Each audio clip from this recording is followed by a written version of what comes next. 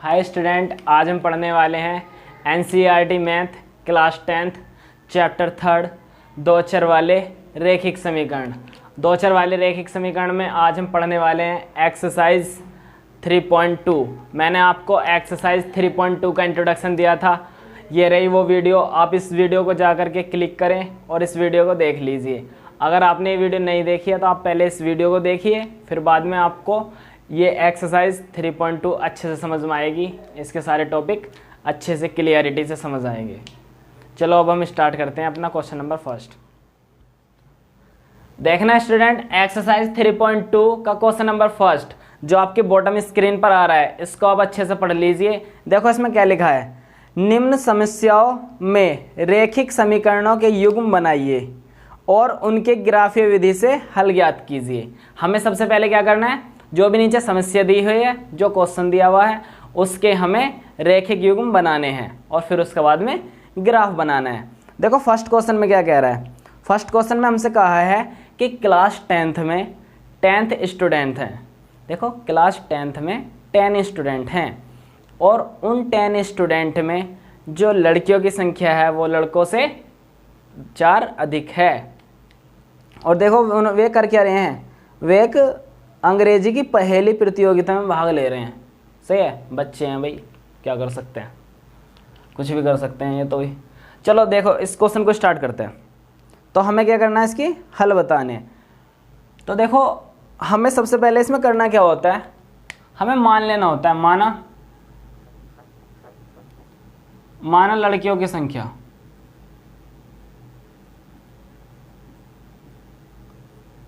माना लड़कियों की संख्या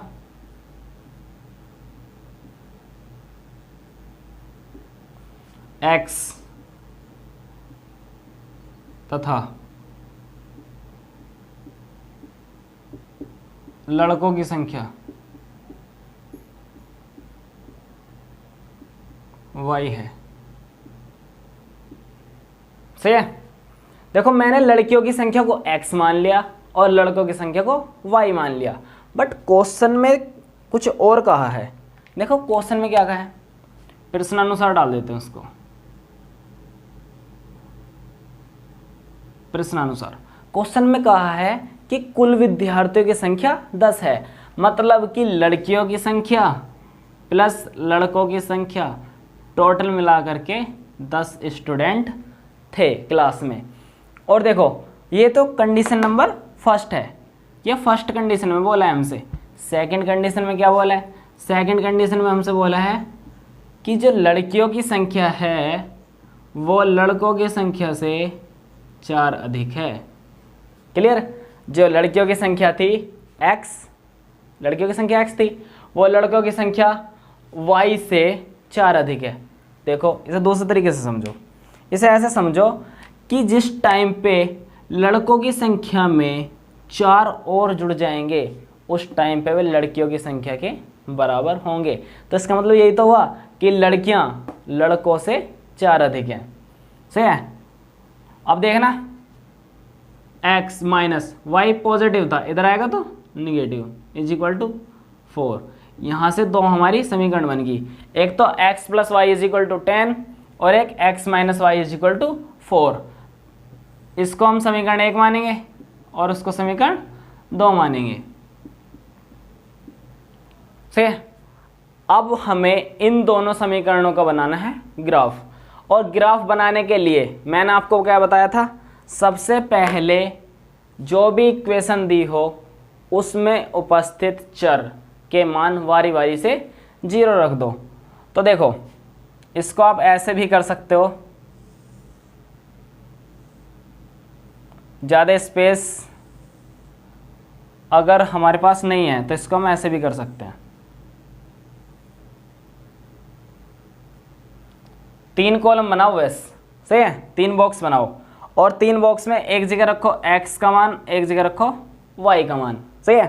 अभी देखते रहना, अगर x हमारा 0 हो जाए, अगर x 0 हो जाए, सही है, देखते रहना, x के 0 होने पे y की वैल्यू 10, क्योंकि x तो 0 हो गया, x 0 हो गया तो x खत्म, बचा y। y का मान कितना, y का मान 10 आ गया।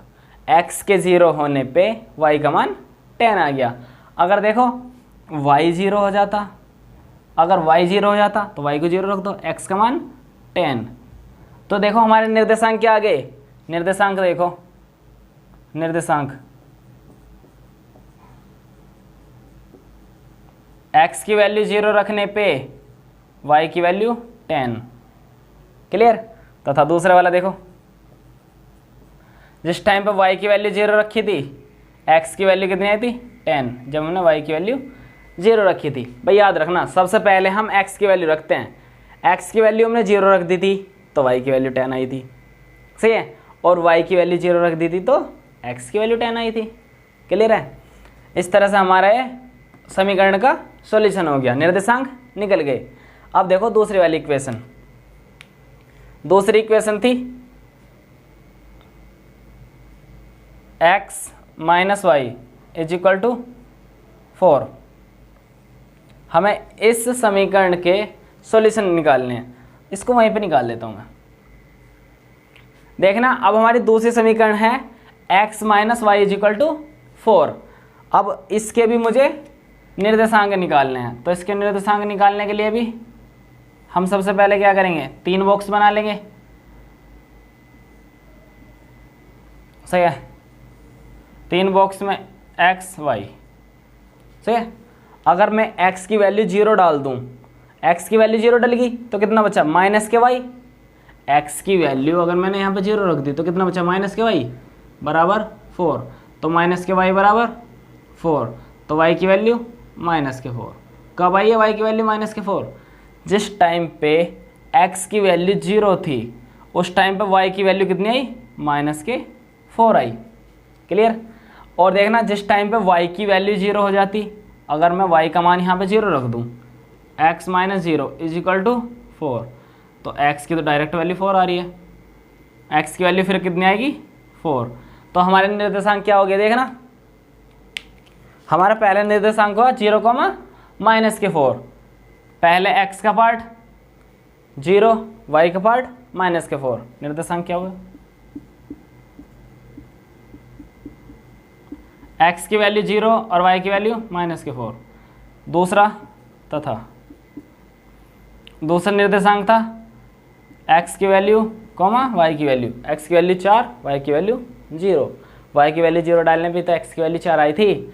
अब देखो इन निर्देशांक का यूज करके मैं क्या बनाऊंगा, ग्राफ बना लूंगा। अब देखना, इसको हम हटा देते हैं और ग्राफ बना लेते हैं।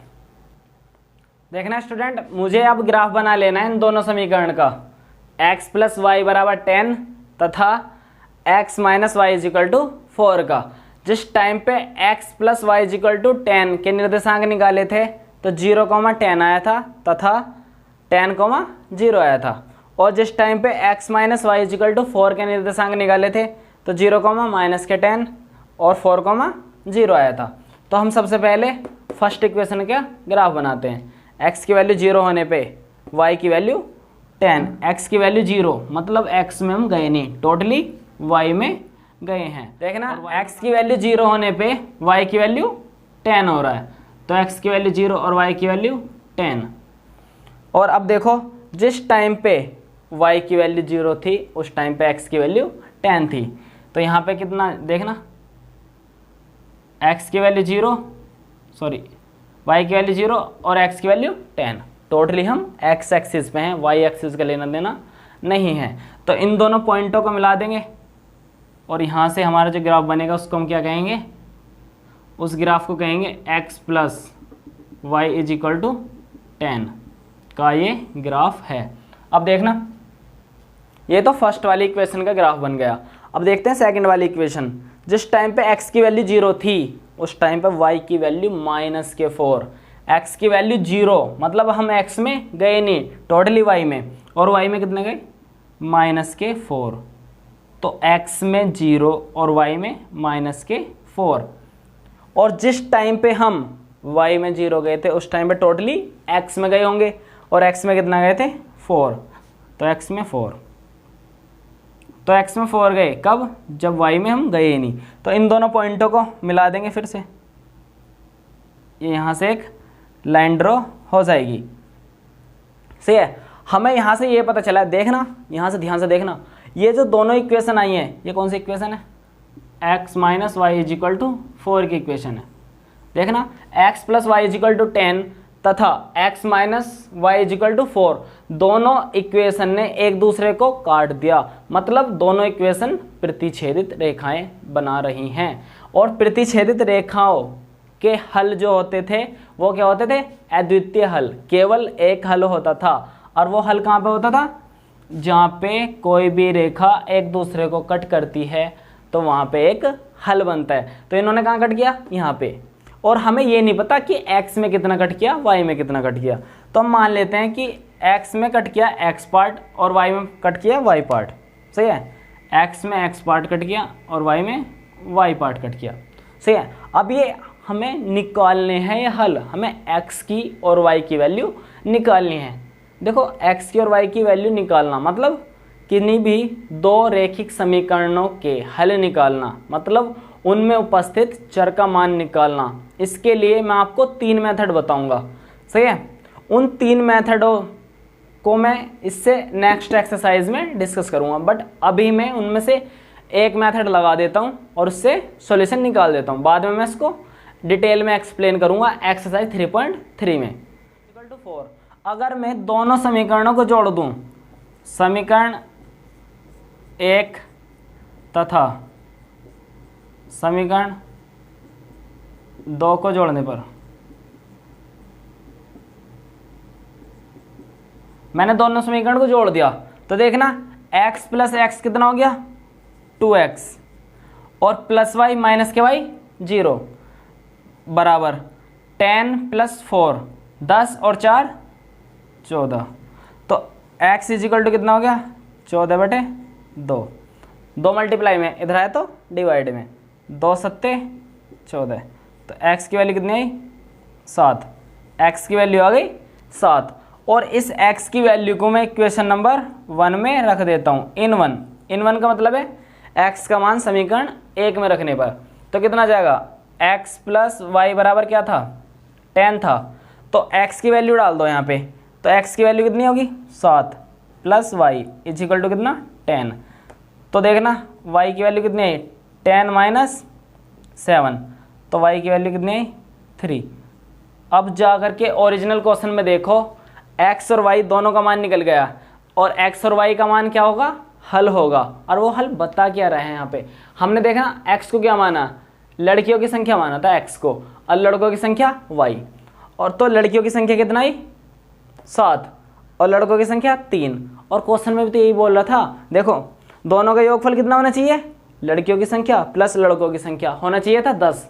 कुल 10 स्टूडेंट थे ना, तो लड़कियों की संख्या 7 लड़कों की संख्या 3, कुल स्टूडेंट 10। दूसरी कंडीशन में बताया था जो लड़कियों की संख्या थी वो लड़कों की संख्या से 4 अधिक है ही देखो, क्योंकि लड़कियों की संख्या 7 है और लड़कों की संख्या केवल 3 है, तो 3 से 4 अधिक है लड़कियों की संख्या। समझ गए। तो x और y दोनों ही क्या हैं, इस समीकरण के हल हैं। आप इस क्वेश्चन को नोट कर लीजिए में क्या बोला है। फर्स्ट क्वेश्चन के सेकंड पार्ट में देखो क्या बोला है, जो आपके यहाँ पे बॉटम लाइन पे लिखा आ रहा है, इसको पढ़ते रहो। इस क्वेश्चन में बोला है 5 पेंसिल और 7 कलमों का मूल्य 50 रुपये है, और यदि हम 7 कलम लेते हैं 5 पेंसिल लेते हैं तो हमें 46 रुपये देने पड़ते हैं। तो हमें पेंसिल तथा कलम का मूल्य ज्ञात करना है। तो देखो ना ही तो यहाँ पे किसी एक पेंसिल का मूल्य बोला है, ना ही एक कलम का मूल्य बोला है। तो ऐसे क्वेश्चन को करने के लिए मैंने आपको इंट्रोडक्शन पार्ट में भी बता रखा था कि ऐसे क्वेश्चन करते कैसे हैं। तो देखो सबसे पहले हमें मान लेना होता है, माना एक कलम का मूल्य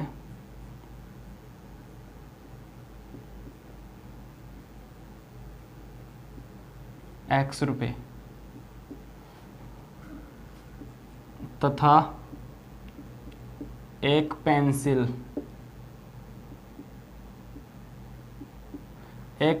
का मूल्य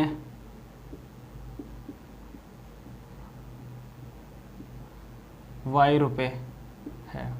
देखना मैंने लिखा यहाँ पे, माना एक कलम का मूल्य x रुपये तथा एक पेंसिल का मूल्य y रुपये है। तो देखो 7 ली गई थी कलम, कलम कितनी ली गई थी? 7 कलम ली गई थी। अगर एक कलम का मूल्य x रुपये है तो 7 कलम का मूल्य 7x रुपये होगा।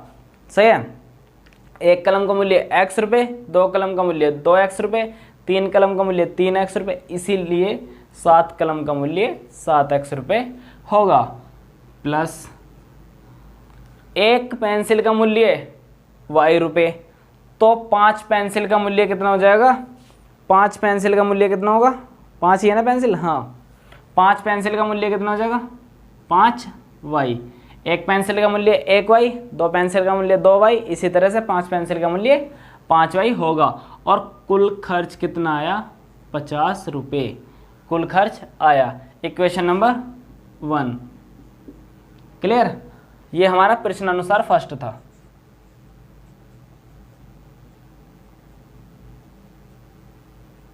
क्वेश्चन को समझा करो कि ये बोलना क्या चाह रहा है। मैंने एक कलम का मूल्य अगर x रुपये माना तो x x x x 7 बार अगर x को जोड़ देंगे तो 7x ही तो आएगा। 7 कलम का मूल्य कितना हो गया? 7x।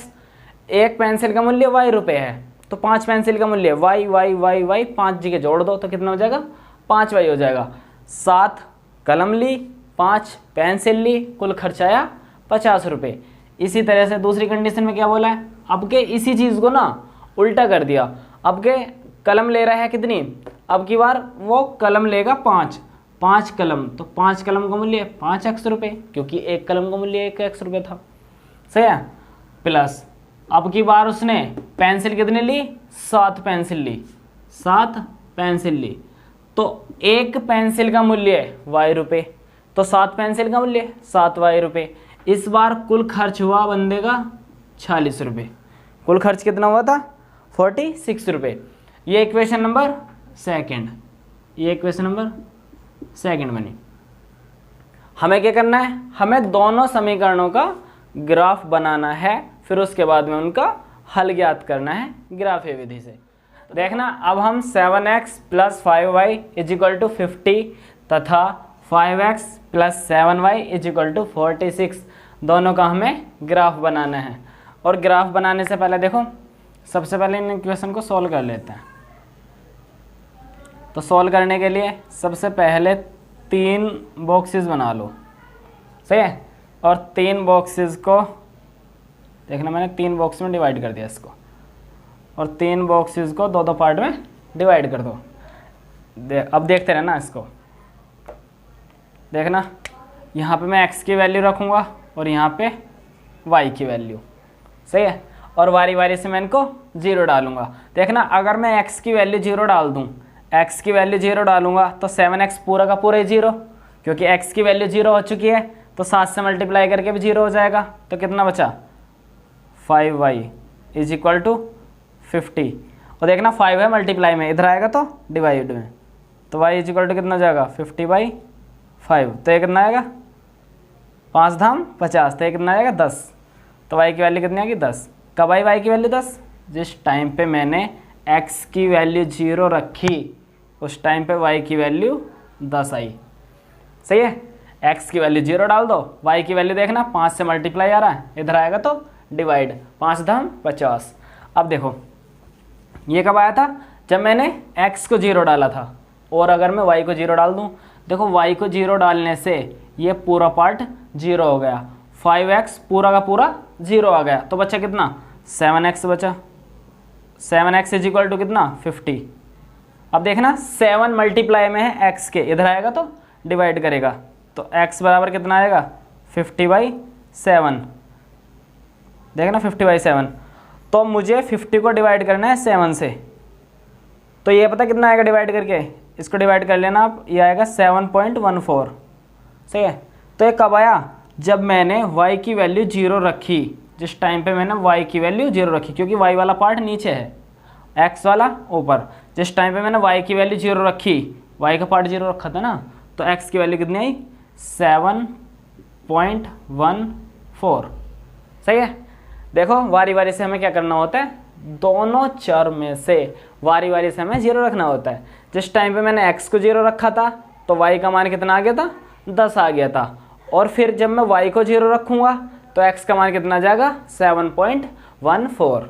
और ये दोनों ही वैल्यू क्या है, हमारी निर्देशांक हैं। निर्देशांक क्या होता है, x की वैल्यू तथा y की वैल्यू।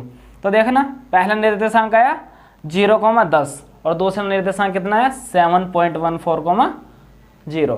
तो लिख लेते हैं निर्देशांक।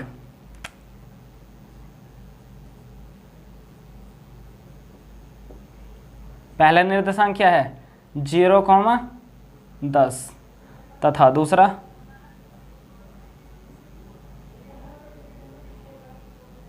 निर्देशांक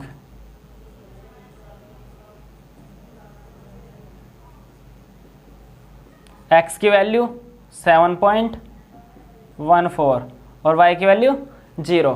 पहली इक्वेशन के सॉल्व करने के बाद में निर्देशांक आ गए 0,10 तथा 7.14,0। अब देखना दूसरी इक्वेशन के साथ भी यही करते हैं। दूसरी इक्वेशन के लिए भी पहले हम 3 बॉक्सेस बनाएंगे। देखो सबसे इजी मेथड है ग्राफ बनाने का, वरना तो स्पेस ज़्यादा आ जाता है।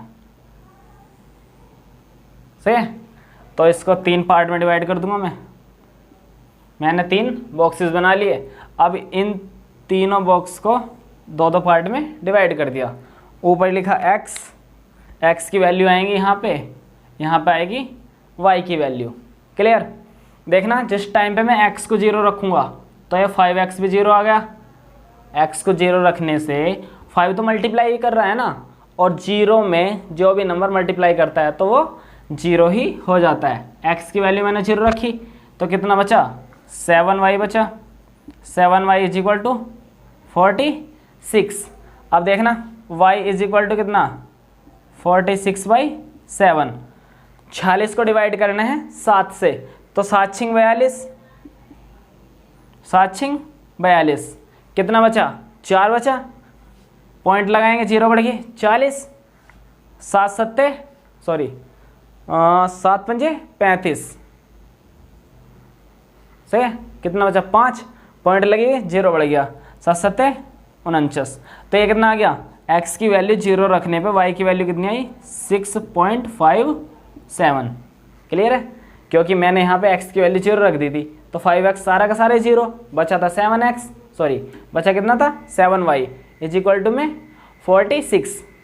7y is equal to 46। 7 multiply में था, इधर आएगा तो डिवाइड में। 46 को 7 से डिवाइड करेंगे तो आएगा 6.57। तो हमने लिख लिया है। अब देखना जिस टाइम पे मैं y की वैल्यू 0 रखूँगा, अब मैं y की वैल्यू 0 रखूँगा तो y की वैल्यू 0 रखने से 7y पूरा का पूरा 0। 7y जैसे ही 0 आया तो कितना बचा, 5x बचा। 5x is equal to 46।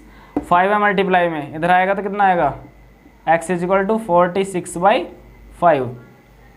सही है, तो देखना इसको डिवाइड करते हैं। x इज इक्वल टू 5 निम 45, पॉइंट 1 बचा, पॉइंट लग गया 0 तो 10 हो गया, 5 दूनी 10। तो इसको डिवाइड करने के बाद में कितना आ रहा है, x की वैल्यू आ रही है 9.2। देखो स्टूडेंट, हमने देखो क्या सीखा है। सबसे शुरू में x की वैल्यू हमने 0 डाली थी, x की वैल्यू 0 डाली थी तो y का मान कितना आया था 6.57। क्योंकि x की वैल्यू 0 डालने से सिर्फ y का मान बचेगा, वही हमने निकाल लिया था। और फिर देखो हमने y का मान 0 रखा था तो x का मान निकल गया था। सही है, मैंने यहाँ दोनों के दोनों मान रख दिए हैं। अब देखना इसके निर्देशांक अगर हमें लिखने हों, निर्देशांक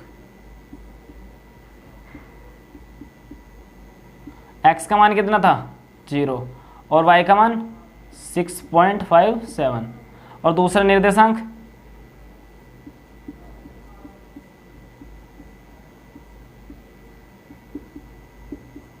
x की वैल्यू 9.2। कब आया ये, जब y की वैल्यू 0 थी। इस तरह से हमारे निर्देशांक निकल गए 9.2, 0।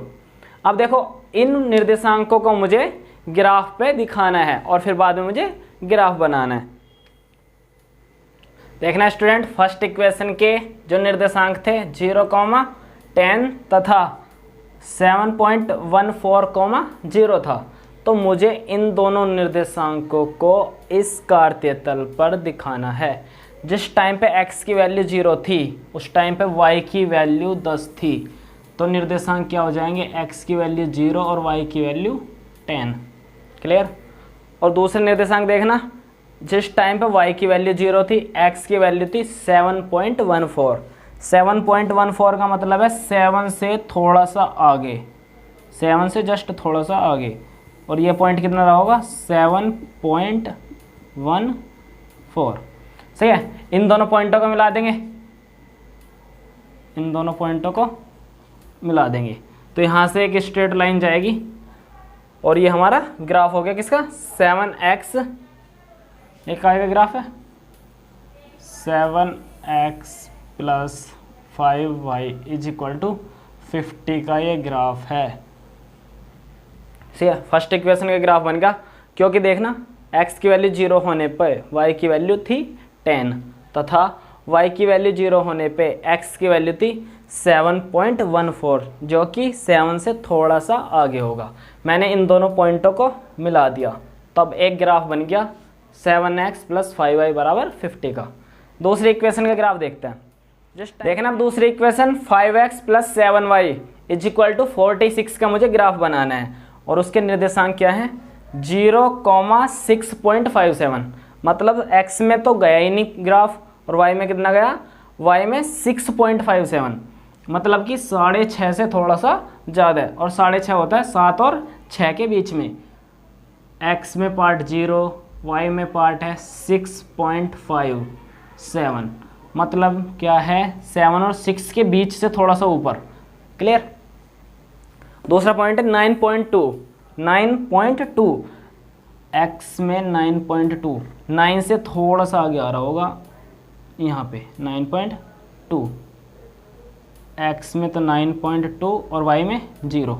अब इन दोनों पॉइंटों को हम ज्वाइन कर देंगे, इन दोनों पॉइंटों को ज्वाइन कर देंगे। जिस टाइम पे आप इसको नोटबुक में बनाओगे तो एक स्केल से खींच लेना इसको, सेम स्केल से अच्छे से ड्रॉ हो जाएगी लाइन, तो बिल्कुल स्ट्रेट आएगी। अब देखना ये ग्राफ किसका बना है, ये ग्राफ बना है 5x plus 7y is equal to 46 का ग्राफ है। दोनों इक्वेशन ने एक दूसरे को कट कहाँ पे किया, इस पॉइंट पे कट किया। ठीक है।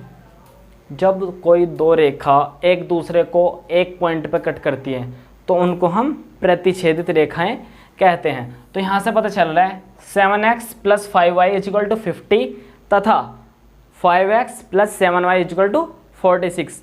दोनों के दोनों इक्वेशंस, दोनों के दोनों ग्राफ एक पॉइंट पे कट कर रहे हैं, तो इससे पता चलता है दोनों रेखा कैसी थी, ये प्रतिच्छेदी रेखा थी। अब मुझे इन दोनों इक्वेशंस का हल बताना है, और हल कहाँ पे होते हैं, जहाँ पे वे दोनों इक्वेशन एक दूसरे को काटती हैं, वो दोनों ग्राफ एक दूसरे को काटते हैं, वहीं पे क्या होता है हल। और वो हल अभी हमें पता नहीं है एग्जैक्ट x में कितना है और y में कितना है, एग्जैक्ट हमें पता नहीं है।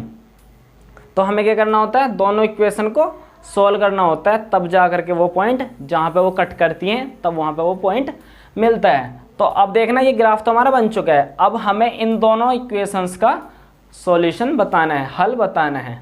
सही है, पहले वाले क्वेश्चन की तरह ही। तो मैं इन दोनों समीकरणों को सोल्व करूँगा किसी भी एक मेथड से, क्योंकि टोटल मेथड 3 बताए थे मैंने आपको, बट अभी उनके बारे में मैंने डिटेल में कुछ नहीं बताया क्योंकि वो एक्सरसाइज 3.3 का टॉपिक है। सही है, आप इसको इतने नोट कर लीजिए, मैं आपको आगे का पार्ट बताता हूँ। इक्वेशन नंबर फर्स्ट और इक्वेशन नंबर सेकंड को सॉल्व करना चाहूँ तो मेरे पास 3 मेथड हैं, विलोपन, प्रतिस्थापन तथा विजर गुणन। बट मैंने अभी ना तो आपको विलोपन बताया है, ना प्रतिस्थापन बताया है, ना ही विजर गुणन बताया है, क्योंकि वे तीनों ही मेथड एक्सरसाइज 3.3 में है। तो मैं उसको एक्सरसाइज 3.3 के इंट्रोडक्शन में बताऊंगा, बट मैं यहाँ पे इसको विलोपन से सॉल्व करना चाहता हूँ। सही है, आप देखते रहना बस ये होता क्या है, आपको बता तो दूंगा मैं इसको एक्सरसाइज 3.3 के इंट्रोडक्शन में। चलो यहाँ पे मैं डायरेक्ट अप्लाई करता हूँ। देखना समीकरण 1 में अगर मैं समीकरण 1 में 7 से मल्टीप्लाई कर दूं, 7 से गुना करने पर, समीकरण 1 में 7 से गुना कर दी तो ये क्या हो जाएगी समीकरण, देखना 7 से मैं गुना कर रहा हूं तो 7 सत्ते 49, 7 सत्ते 49 एक्स प्लस पूरे समीकरण में 7 से गुना होगी, 7 पंजे 35 वाई इज इक्वल टू 7 पंजे 35, एक जीरो थी तो हमारी इक्वेशन फर्स्ट जो थी ये कन्वर्ट हो गई अब से, क्योंकि मैंने पूरी इक्वेशन में 7 से मल्टीप्लाई कर दी। अब देखना इक्वेशन नंबर सेकंड में मैं 5 से मल्टीप्लाई करूंगा, समीकरण 2 में 5 से गुना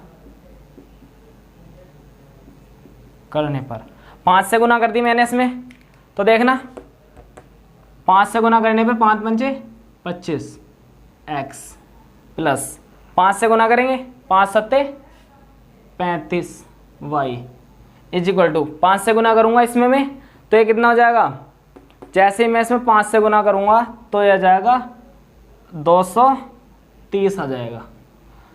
देखना 5 से मल्टीप्लाई करेंगे 6 में, 5 छंग 30 की जीरो हासिल 3, 5 चौक 20, 20 और 3 23। ये इक्वेशन हमारी सेकंड थी जो कन्वर्ट हो गई है। अब देखो आपके माइंड में एक क्वेश्चन पक्का आ रहा होगा कि हमें कैसा पता चलेगा कौन सी इक्वेशन में किससे मल्टीप्लाई करेंगे। तो देखो यहाँ पे हमारे पास दो गुणांक थे, एक तो हमारे पास था 5, एक था 7, सही है, एक गुणांक था 5, एक गुणांक था 7। पहली इक्वेशन में x का गुणांक 7, दूसरी इक्वेशन में x का गुणांक 5। तो देखो हमें क्या करना होता है, पहले वाले और दूसरे वाले, पहले वाले समीकरण और दूसरे वाले समीकरण में चर के गुणांक सेम रखने होते हैं, जिस चर को काटना होता है, सही है। तो मुझे यहाँ पे y वाले पार्ट को काटना था, क्लियर, तो y वाले गुणांक मुझे बराबर करने होंगे, तो इसलिए मैंने 7 से मल्टीप्लाई करा। देखो 7 से मल्टीप्लाई करने पे 7 सत्ते 49 प्लस 7 पंजे 35 बराबर 7 की मल्टीप्लाई करी 5 में, 7 पंजे 35, 350। दूसरी इक्वेशन में मैंने 5 से मल्टीप्लाई करी, क्योंकि 7 पंजे 35 y काटना है ना, तो y का गुणांक सेम होना चाहिए। y का गुणांक तब सेम होएगा जिस टाइम पे पहली समीकरण में जो y का गुणांक है उसकी मल्टीप्लाई दूसरे समीकरण में कर दो, और जो दूसरी समीकरण में y का गुणांक है उसकी मल्टीप्लाई पहली समीकरण में कर दो। तो देखो मुझे y काटना था, दूसरे समीकरण में y का गुणांक 7, तो उसकी गुणांक कर दो पहले समीकरण में, और जो पहली समीकरण में जो y का गुणांक है 5 उसकी मल्टीप्लाई कर दो दूसरे समीकरण में। ऐसे तो करा मैंने, y मुझे काटना था तो मैंने पहली समीकरण में मैंने उससे मल्टीप्लाई करी जो सेकंड समीकरण में y का गुणांक था। देखो सेकंड समीकरण में y का गुणांक था 7, इसकी मल्टीप्लाई करी फर्स्ट में। दूसरी वाली समीकरण में मैंने करी 5 से मल्टीप्लाई, क्योंकि पहली वाली समीकरण में 5 था।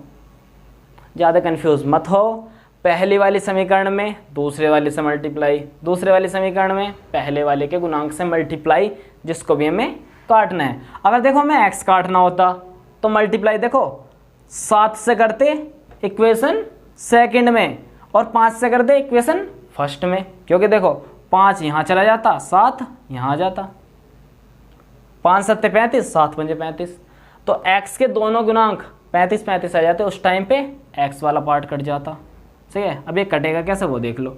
अब देखो दोनों इक्वेशन बन गई। अगर मैं समीकरण 2 में से समीकरण 1 को घटा दूं, अगर मैं समीकरण 2 में से समीकरण 1 को घटा दूं, समीकरण 2 से समीकरण 1 को घटाने पर यहाँ पे लिख दो, यहाँ पे डायरेक्ट फिर मैं घटा करके दिखा दूंगा, सही है। समीकरण 1 से 2 को घटाने पर, तो देखना समीकरण 2 में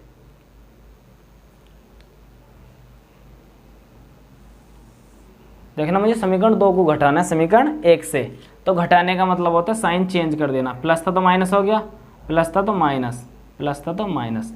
देखो 49x में से 25x जाएंगे तो कितना बचेगा, 24x बचेगा। और देखना 35y में से 35y गए तो 0 बचेगा, बराबर 350 में से 230 गए तो कितना बचा, 0 में से 0 जाएगी 0, 5 में से 3 जाएंगे तो 2, 3 में से 2 जाएंगे तो 1, कितना बचा 120। x की वैल्यू कितनी आ गई, 120/24। सही है। 24 पंजे कितना होता है, 24 पंजे 120। तो x का मान कितना आ गया, x का मान आ गया 5। तो x का मान कितना है 5। अब x का मान समीकरण किस में रख देंगे, समीकरण 1 में रख देंगे, इन 1 का मतलब है x का मान समीकरण 1 में रखने पर, जो ओरिजिनल वाली थी उसमें रख दो, इजी रहेगा। 7 x की जगह पे 5 आ गया, 7x x की जगह पे 5 plus 5y is equal to 50। Clear. तो देखना 5 सत्ते 35 plus 5y is equal to कितना 50। ये 50 देखना 35 प्लस है, उधर आएगा तो माइनस, तो 5y इज इक्वल टू कितना आ गया 50 माइनस 35। तो 5y कितना आ गया, 50 में से 35 गए 15। तो देखना अब देखो इसको, 5y में 5 मल्टीप्लाई में बराबर के दूसरी तरफ डिवाइड में, तो y बराबर कितना आ गया 15/5, 5 तिया 15, y का मान आ गया 3। अब देखो हमारे पास x का मान भी आ गया है, y का मान भी आ गया है। सही। देखो x और y हमने माना क्या था, x माना था हमने कलम का मूल्य और y माना था पेंसिल का मूल्य। तो यहाँ से हमें ये पता चल रहा है कि एक कलम का मूल्य कितना है 5 रुपये तथा एक पेंसिल का मूल्य y कितना था 3 रुपये। यहाँ से हमें ये पता चल रहा है कि एक कलम का मूल्य रहा होगा 5 रुपये तथा एक पेंसिल का मूल्य रहा होगा 3 रुपये। सस्ती होंगी लोकल वाली। सही है। आप इसको अच्छे से नोट कर लीजिए, मैं आपको वो पॉइंट भी लिखा देता हूँ नीचे से।